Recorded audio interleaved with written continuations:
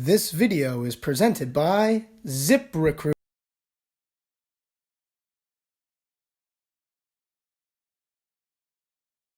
What's up, guys? Welcome back to Talkin TUF. This is episode 3. Not actually sponsored by ZipRecruiter. I'm just making a joke because the UFC likes to put that in the beginning of TUF now every episode.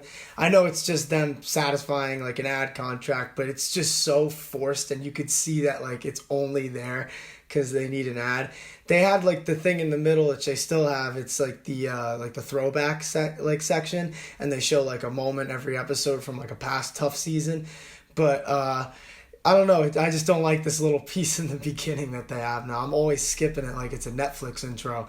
I mean, like, I just think it's ridiculous because they have like, they're so like against fighters literally having like any sponsors or anything to showcase their personality and promote themselves in the octagon. And then on the octagon, it's literally like a car in fucking NASCAR. So, I mean, I don't understand like what the deal is there, I guess, because they can only make money off of themselves advertising, and I guess they probably don't want their fighters using a sponsor that's an opponent of their own sponsors. But who knows, honestly? I mean, it is what it is. Everything's about ads nowadays, isn't it? But with that, let's just get right into the episode. So we're just going to get right into Mitchell Sipe of Team Nunes. He's fighting Mohammed Usman of Team Pena. We'll get into him in just a bit. But Mitchell Sipe, I do want to start by saying, like, even like his fight style based on what they were showing, like, he just reminds me of like an older Diaz brother, or not an older, but a heavier Diaz brother. And like, because he's just so much bigger, but he talks like just like them in every way. He's from California, like I said in another episode. But this episode really proved it. He was definitely trying to get in Muhammad's head before the fight. One moment in particular that was just fucking hilarious was when he was getting his hair cut, and then Mohammed Usman was just like around in the other room, and he was just shouting shit from the chair about his hairline and stuff, and Usman was not having it. They were arguing from across the room, and the funniest part about it is like the UFC workers, like who are like one girl cutting his hair, like other ones like masseuses, like nutritionists, whatever else. They just have to like sit there and act like nothing's going on and continue to do their jobs. It's really funny. I mean, I give them credit for their professionalism. But yeah, it was funny. You could tell that Mitchell was definitely trying to get under Usman's skin. I mean, especially like with just petty shit like the hairline comments and stuff. I mean, he's a funny guy though. I mean, he has an interesting background too, honestly. He was talking about his Native American heritage and stuff, and like I definitely like would recommend like watching that part pretty closely, like when it comes in, because the story is like pretty interesting. I don't even want to butcher it here, but yeah, he does have a pretty interesting background. And honestly, his fight style, like I said, is sort of like similar to like a Diaz brother when they showed it. Like he has like kind of slick boxing, good head. Well, he has better head movement, I'd say. He still does get hit though, and he has a good jab. He's just like, he's got fast hands, and he also has like decent grappling. But as we'll talk about in the fight breakdown later, that doesn't really matter much for this fight. But with that, we'll just get right into Mohammed Usman. So the name Usman definitely sounds familiar to you guys, and I don't want to spend too much time on this, but Mohammed Usman's brother is obviously UFC welterweight champ Kamaru Usman, as I've said before, and Kamaru Usman is obviously ranked number 1 pound for pound in the UFC. Personally, I have him at number 2 behind Alex Volkanovski. That's not a slight at Usman, it's just my personal opinion. And obviously it doesn't really matter that much, I'm just saying it. But shout out to Volk, because my opinion, true pound for pound. And anyway, though, with Usman, I don't want to focus too much on his brother, just because like I feel like with a lot of these guys like that come into the UFC who have like a famous sibling in MMA, they tend to have to live up to that hype of like being this person's brother or sister or whatever.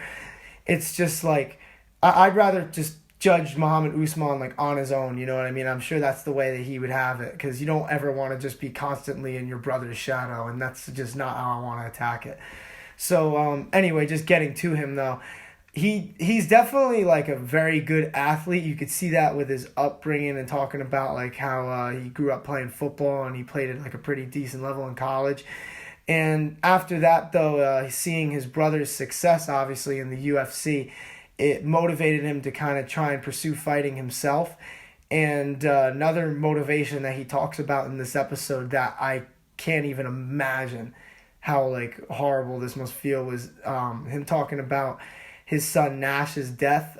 His son was 4 years old, and he drowned in at some point, like as a child, and obviously it did not end well.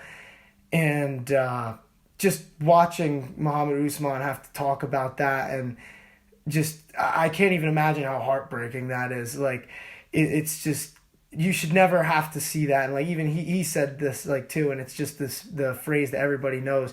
You know, a parent should never have to bury their child. It should always be the other way around. And just, I can't even imagine like losing a 4-year-old child like that. Like that's just heartbreaking. And like I felt that one. Like it was really, it hit me hard.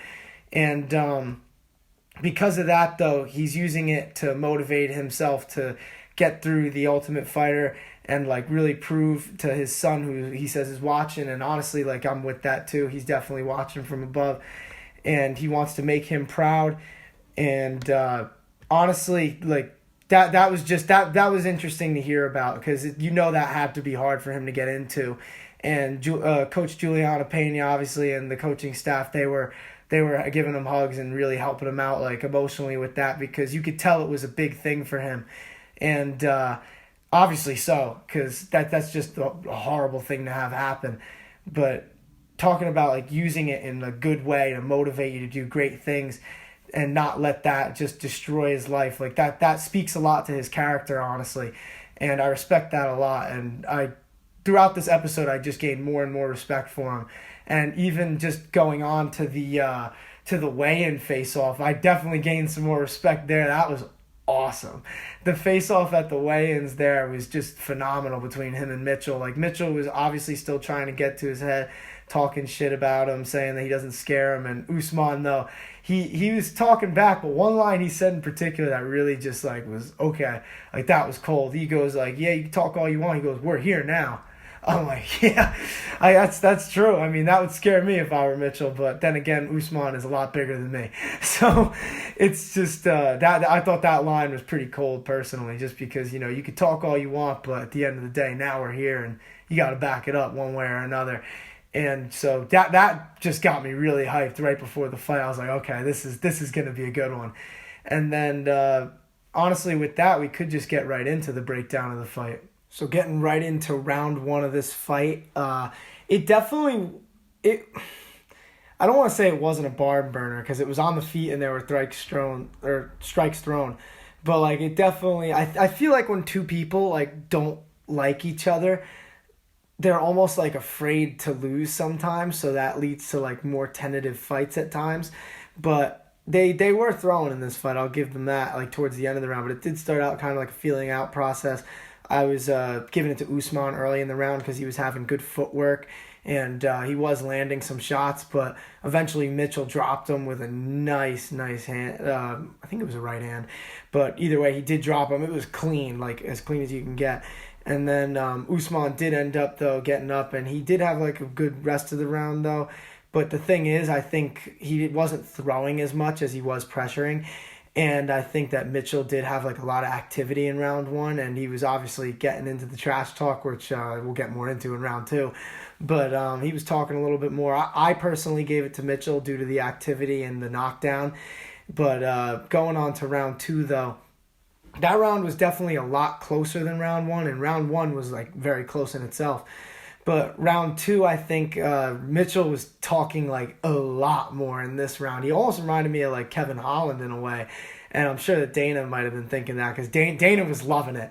Dana's like, this guy's crazy. He's like going like this the whole fight.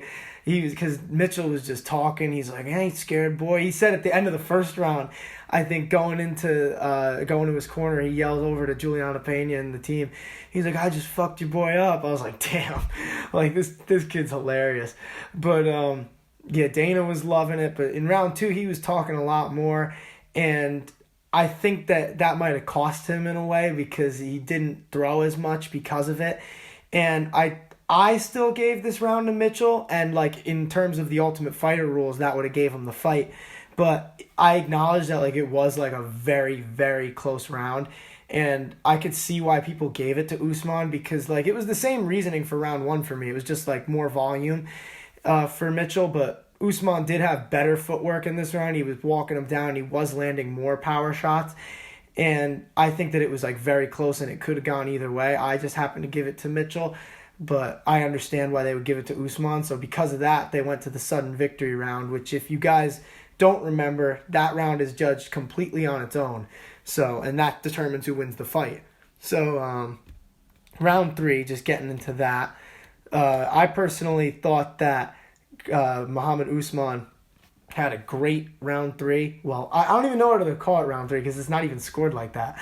But the sudden victory round, he did have a great sudden victory round. He had a good jab. Honestly, like I said, I didn't want to compare him much to his brother, but you can't help it with that one. Like Kamaru Usman obviously has a great jab himself, and I would think that Mohammed Usman learned some of that through him.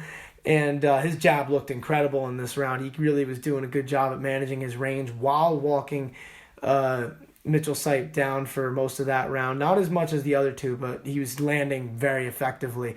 Because like when he was going backwards, he was landing great counter punches.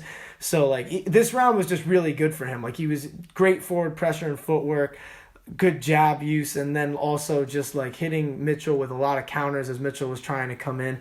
I thought that Usman fought a fantastic sudden victory round. Clearly the best round by either fighter in the fight. And because of that, Usman got the decision and moved on. I mean, obviously, Mitchell thought he won the fight. It's tough. I mean, it was close. And if they do judge it the other way, which, honestly, I feel like sometimes they do and like sometimes they I don't even really know. It's just because, I don't know, like that sudden victory round was really big for Usman. And considering how close round two was, he just had to throw more at the end of the day. Like, that's what Mitchell had to do. Like, as much as everybody enjoys the talking and, like, I loved it, Dana loved it, which, I mean, hopefully means that Mitchell might get another shot at some point in the UFC despite the early exit. But I just think it comes down to volume at the end of the day. He looked good in round one, and it just slowly got worse and worse throughout the fight.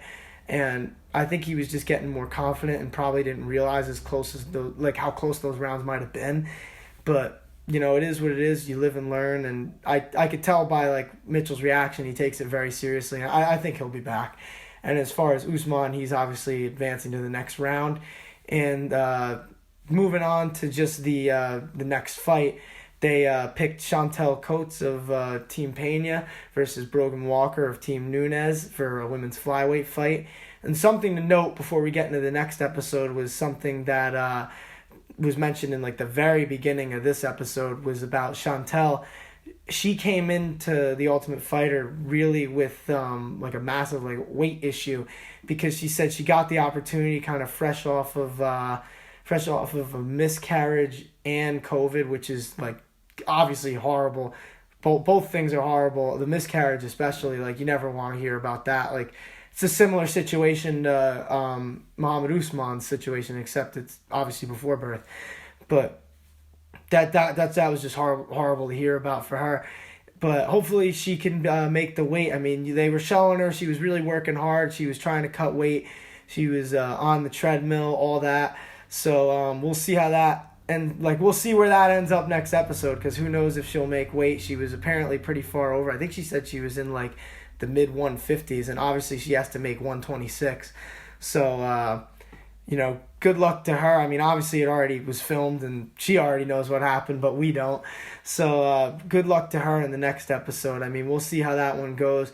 It's definitely something to look forward to, like in terms of interest. I think that The Ultimate Fighter does give like a good glimpse at like what these fighters are going through, and sometimes you get those like crazy weight cuts. And I have a feeling that next episode we're going to get one with Chantel. And if you don't really know what like a drastic weight cut looks like, this episode might be the one to watch, honestly, because I feel like we're going to get to see it in this one. So her versus Brogan Walker, we'll catch you next time.